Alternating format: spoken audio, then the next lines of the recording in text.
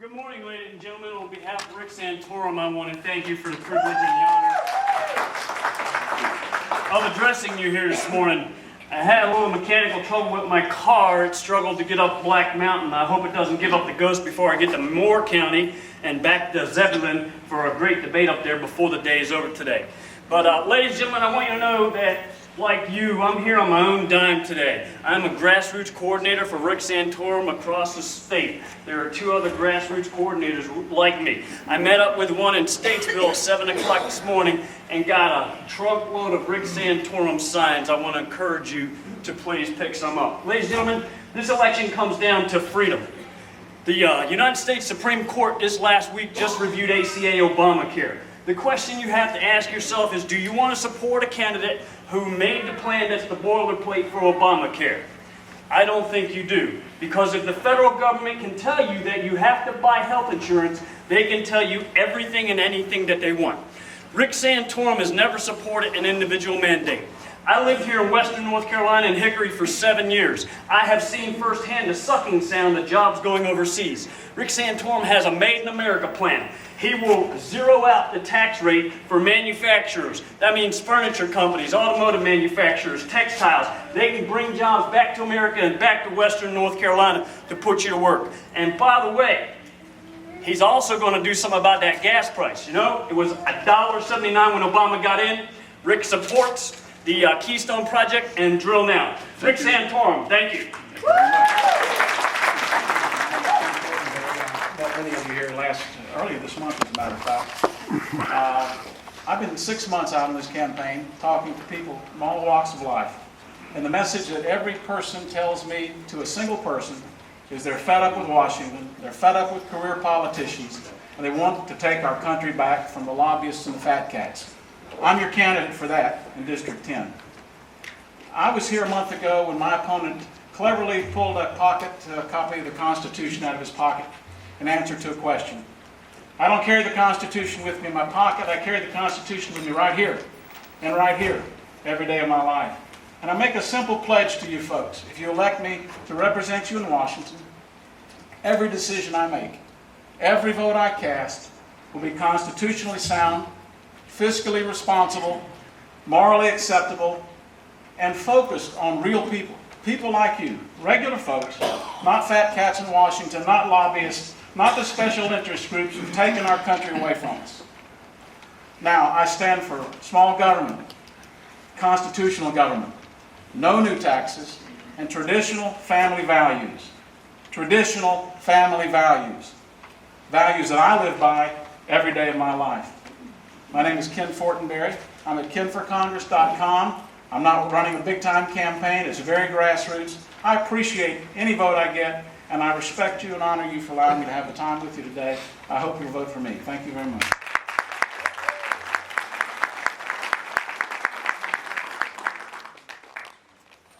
My name is George Irwin. I'm the retired sheriff in Henderson County, and I'm not running for anything but my life.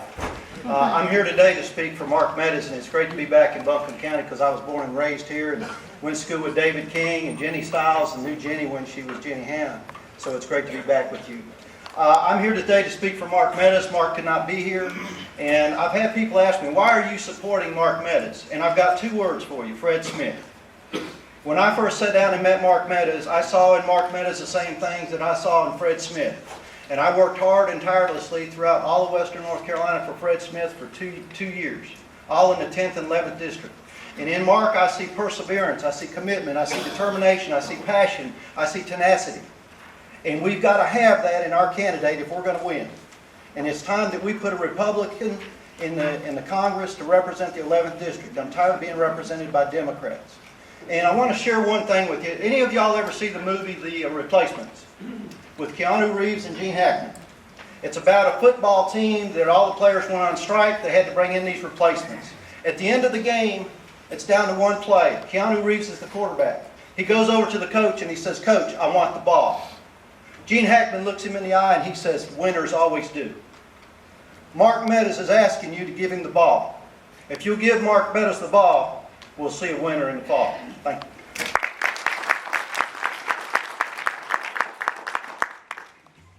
My name is Nikki White. I've actually been blessed with the opportunity to work with Vance Patterson as his media director. This is my first real political campaign, so it's really interesting for me. We have one of the most amazing panels of men running in the 11th district. We have 8 Republicans, and it's a very, very, very tough race. They all have different characteristics and morals and policy values.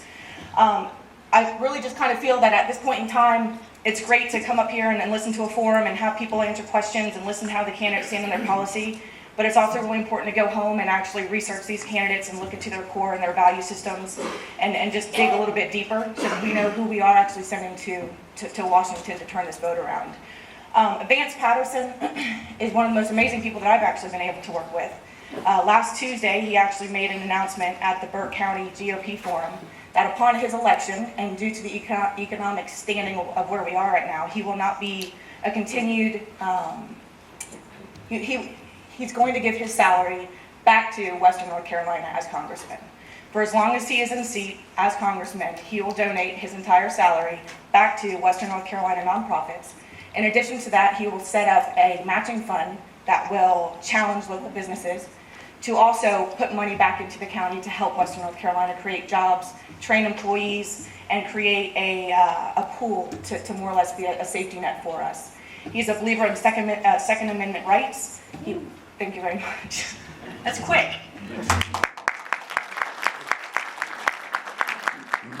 Thank you. Good morning, fellow Americans. Good morning. Do you miss that? I don't hear it enough. My name is Bill Sweeney. My friend is Kenny West, running for Congress, District 11. I just returned from 5 weeks in South America. Socialism doesn't work. Okay, it doesn't work. I'm a businessman. Been blessed to employ almost 30,000 people in my lifetime. A little business in Hayesville. Hayesville is west of here, okay? I've been living there 6 years. America is made up of its people. The Constitution is we the people. I'm a tough businessman. I'm successful because I help my people be successful. My people are the lifeblood of my company. And if we can be successful in our businesses, we can be successful in our towns, we can be successful in our counties, we can be successful in our state, and we can be successful in America.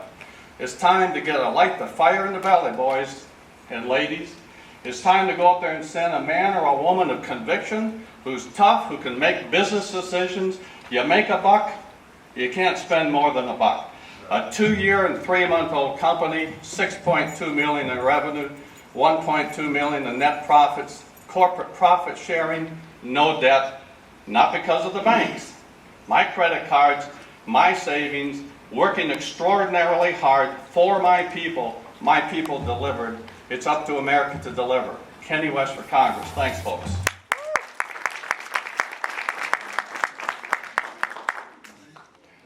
McHenry?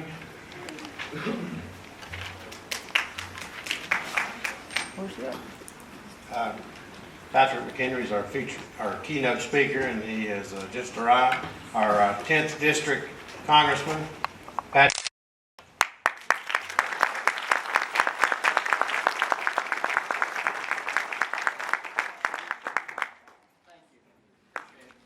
Good morning. Morning. How many candidates do we have in the crowd today? That is all the reason why I need to keep this brief, right? So we can hear from them. Thank you so much for being here. I'm joined today by my wife, who is in the back there. Wave, Julia.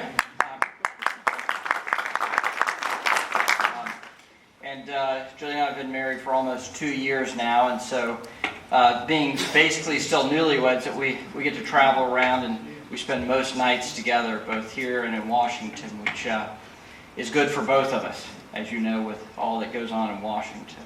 But Henry, I don't know if you saw this, but I'm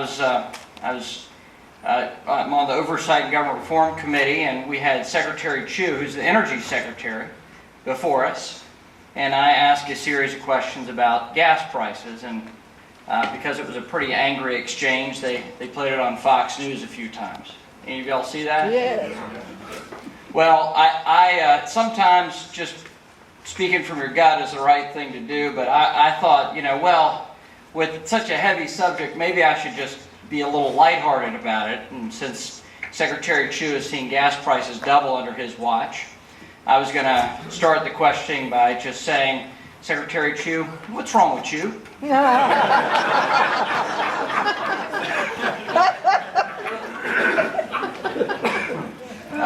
My wife is just grateful that I didn't. Look, we do have serious issues we have to contend with, and energy prices are one of them. Gas prices at the pump. When we see in Asheville a price that begins with 4 when you pass, and that's for the cheap stuff. When you go to the Murphy Oil, which is always the cheapest stuff around because it's Walmart, whenever you see them approaching $4 a gallon, we know we got problems. And we know we have to contend with this not by funding more Solyndras, not by hoping for alternatives, but using the resources that we have. If the cavemen were simply content to only focus on nuclear energy, we'd not exist as a society. Instead they used the resources they had. And it was wood, and it was fire. And we have a society today. So we have to make sure that we use the materials that we have in order to fund and move our economy and make sure we can get back and forth to work. And this administration we've seen in Washington is content to say that you need to buy an electric car if you can afford an electric car. And if you have an employer who's wonderful enough to take an extension cord out and plug in your car so you can get home from work. This is the insanity of what we see in Washington policy. No offense to alternative energy. We need it. But we have to make sure we use our natural resources. Coal, natural gas, oil, wherever it may be, and use it so that we can become more energy independent. That is something we have to make very clear, that our all of the above energy policy is the right approach. Second big issue we're contending with is the budget. How many of y'all like Paul Ryan? Hey. All right. He'd make a great vice president, wouldn't he? Yeah. I'll say. Now, Paul is a fantastic leader. In the last 2 weeks in Washington, we rolled out the second year of a Republican budget. Now, we know Harry Reid and the Democrats in the Senate don't want to pass a budget. They know it's tough because their policies will lead us to bankruptcy. Their policies mean higher taxes. Their policies mean fewer choices for individuals. Their policies mean a larger and bigger government. But we put out our conservative principles. The Ryan budget balances. The Ryan budget pays off the national debt. The Ryan budget fixes Medicare. The Ryan budget gives us a 2-rate flat tax system. Now, we can have a debate about a fair tax or a flat tax. But once we get Obama out of the White House, then we can have that debate amongst ourselves on how we rewrite this tax code. But in the meantime, I want to say to you that we have the conservative alternatives, and we have to make sure that we take this case to the American people. And we say to the American people, whether it's energy policy, whether it's fixing the budget, whether it's tax policy, or whether it's health care policy, we have the right approach, and that we can fix this country for the better. And the truth is, if the Supreme Court repeals Obamacare and rules it unconstitutional, then we need to have conservatives in place to put in the conservative policies that will make health care more affordable and better for Americans. That's the fight I want to share with you this fall, but that's why we need to make sure we go out, knock on the doors, put up the signs, take our message even to downtown, and make sure that we show that we have good conservative alternatives. That's what it's all about. Thanks so much. God bless.